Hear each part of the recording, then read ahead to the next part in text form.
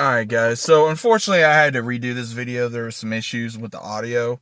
So I want to go ahead and talk about Lego Batman Legacy of the Dark Knight. First off, if you guys have not seen this video or this game, it is just amazing because they put so much love and character and inspiration within this game. Because of the reason why is because they were able to put a good majority of the movies, the animated series, the comics into all one story and just kind of mash it in. So you do got the Dark Knight trilogy. You have, of course, the animated Batman series, which actually really shows it in the intro like they did with the series. But in the game, it has Robin instead of just Batman by himself. You also have, of course, Batman Forever shows a little bit. Also, of course, Batman and Robin.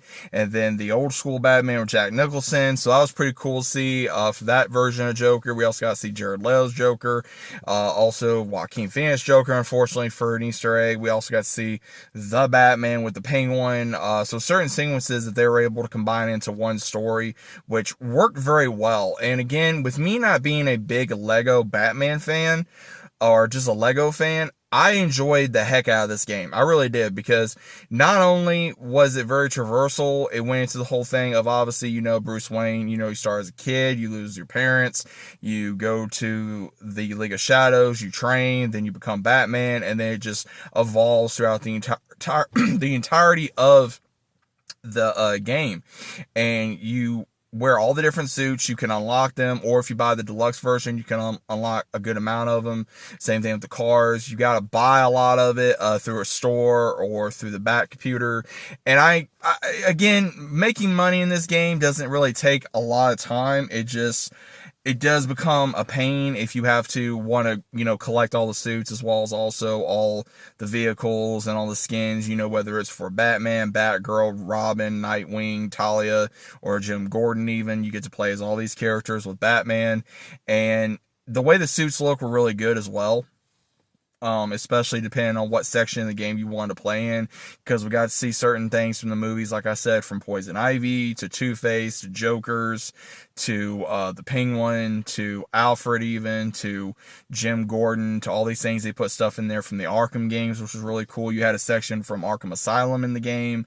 You even get to design the Batcave to a certain degree. You get to upgrade it and you get to explore it. And the Batcave was actually a lot bigger in this game, which was really cool as well to be able to see, because again, the Batcave for the longest time in Origins, or even in Arkham City, even Arkham Asylum, Arkham Knight, you could only do so much. And I'm glad that they were able to finally give us a bigger Batcave and be able to upgrade it and explore and customize it to a certain degree, which is something that I have been wanting in a Batman game for a very long time. And I'm praying that the next time that we can get something from either WB Games or Rocksteady or something for another Batman game, because I think honestly this is paving the way for new Batman games and something that we want. All the different suits, all the different vehicles, from however many years of Batman that we can put in here. Now, unfortunately, the only one I did not really see in here was from the '04 Batman for the animated series. And unfortunately, we didn't get to see that. And that was kind of disappointing, because I enjoyed that series. I enjoyed the way the characters looked. I enjoyed the suits. I enjoyed the car even in that one, and even the suits we had for Robin and Batgirl. So I think that they did put that in there to a certain degree, but not as much as I would have hoped. But again, I was very happy to see, a little bit. You can unlock Batman Beyond. You can unlock the old school animated series Batman, which I've stated. You can even the old school Batman TV show. So again, there was a lot of different things that they put in here that was comic accurate, and also a lot of Easter eggs, for certain characters. Apparently there was even an Easter egg for Kevin Conroy, which was amazing from what I saw online. And then also the different skins for, Batman, Catwoman. Like I said, there was just a lot of love in this game. There was so much love in this game. The developers really put a lot into this. And again, I think if you played any other Lego game, this is going to surpass them all. And even any previous Batman Lego games have been able to now nowhere come near close. I mean, the gameplay is pretty much like Arkham Knight is what they threw into there, which I think fit perfectly for it. You can switch cars anytime you want. You can switch suits anytime you want, as long as you unlock them. And you can even customize, like I said, your Batcave. You can replay missions. You can also get challenges like you did in Arkham, as well as also be able to find different ways to upgrade your characters, whether it's, Bruce or Tim, not Tim, but Dick or Selina or Talia or whoever. So again, as long as you get a certain amount of these little cash, you can unlock it just like you would anything else, like you did in the Arkham games.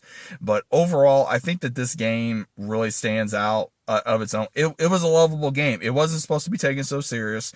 It was a fun, lovable, enjoyable game that you can sit back, you can enjoy. It's for pretty much all ages.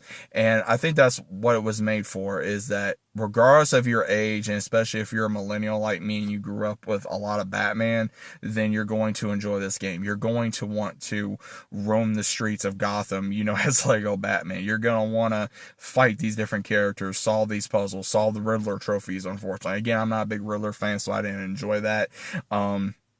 You get to customize your character to a certain degree. You get to, ride around the different Batmobiles. You get to ride around on, Nightwing's bike or Batgirl's bike, or, Selina's or whatever, man. It was such a fun game. I mean, I played it like 15 hours in, and I got like to about 45%, and I was able to do the main missions mainly, and then also do some of the side missions.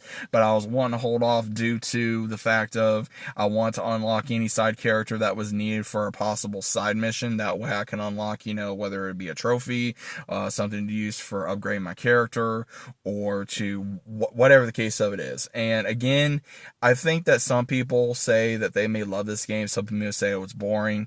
Again, it just all depends on how much you love Batman at the end of the day. And like I've said before, I think that if they do this and they put this much love into another Batman game at some point in the near future, then we could see a massive, just massive game development in Batman games.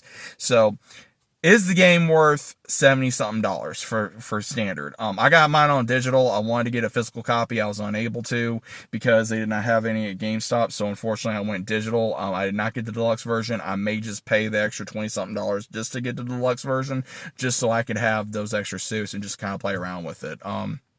But I will say this, if you're a massive Batman fan, just get the standard edition if you can.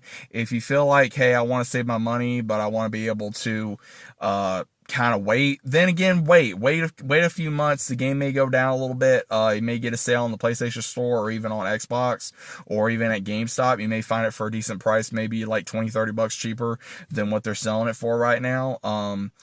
Again, if the game's worth it, then you're obviously going to get your money's worth, in my personal opinion. I got my money's worth. I'm very happy with the game. It's a lot of fun, especially, again, with me saying that I'm not a very big Lego fan, but overall, I enjoyed myself, and I've enjoyed what the game was able to bring for me. Made me feel like a kid again, made me feel like, when I first started watching Batman when I was younger, and I've really enjoyed it. So again, if you're not totally sure about this, you don't have to take my word for it. You can watch videos about it on YouTube. You can watch it someone on Twitch, or somewhere on stream, or TikTok, Instagram, whatever you want to do. Look it up, see how the gameplay is. The gameplay runs very smoothly. The characters are really good as well, the way they did it, mixing it with comedy for the Lego bit, and still mixing, the Batman seriousness, and mixing different things into Lego, and then also putting Batman in there actually worked for the way the franchise is. So, if you guys are just curious about it, let me know what you guys thought about the game. If you have the game, how long did it take you? How many hours? It took me about almost, I would say, close to a week, because, again, just different things and not being able to play in day out like I wanted to. But overall, I enjoyed the game. And from what I understand, I think we're going to be getting some DLC content as well at some point. I'm not sure if we will.